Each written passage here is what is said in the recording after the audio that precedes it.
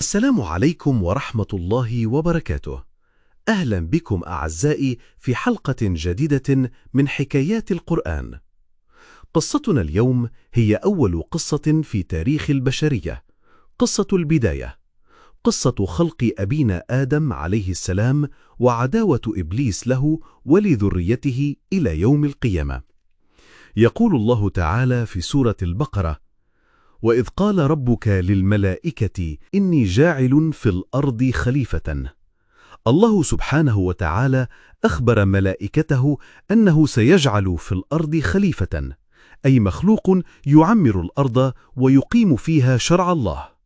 تعجبت الملائكة، قالوا: يا رب، أتجعل فيها من يفسد فيها ويسفك الدماء ونحن نسبح بحمدك ونقدس لك؟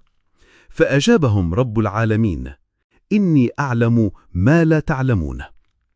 خلق الله آدم عليه السلام من طين، ونفخ فيه من روحه، فصار إنسانا كاملا. علمه الله الأسماء كلها، فكان أعلم من الملائكة بما علمه الله.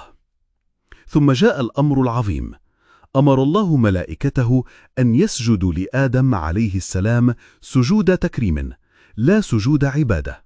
فسجد الجميع إلا واحدا، إنه إبليس، أبى أن يسجد واستكبر وكان من الكافرين.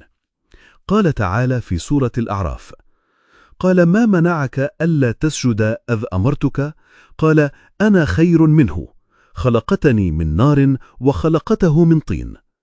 إبليس تكبر واعتبر نفسه أفضل من آدم عليه السلام، لأنه خلق من نار بينما خلق آدم من طين، فكان جزاؤه الطرد من رحمة الله إلى يوم الدين. لكن إبليس لم يتوقف عند كفره، بل أقسم بعزة الله أن يغوي بني آدم عليه السلام جميعا إلا عباد الله المخلصين، فقال: فبما أغويتني لأقعدن لهم صراطك المستقيم. ومن هنا بدأت العداوة الأزلية بين الإنسان والشيطان. ثم أسكن الله آدم عليه السلام وزوجه الجنة، وأمرهما أن يأكلا من كل ما فيها إلا شجرة واحدة، فوسوس لهما إبليس فأكلا منها فبدت لهما سوآتهما. لكن الله علم آدم عليه السلام كلمات فتاب عليه، فكانت أول دروس البشرية أن الخطأ وارد، لكن باب التوبة مفتوح. هذه القصة العظيمة تعلمنا أن أصل عدونا معروف.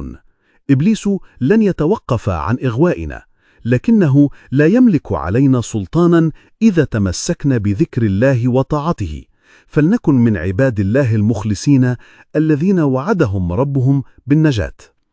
إلى أن نلتقي في قصة جديدة من حكايات القرآن. دمتم في رعاية الله.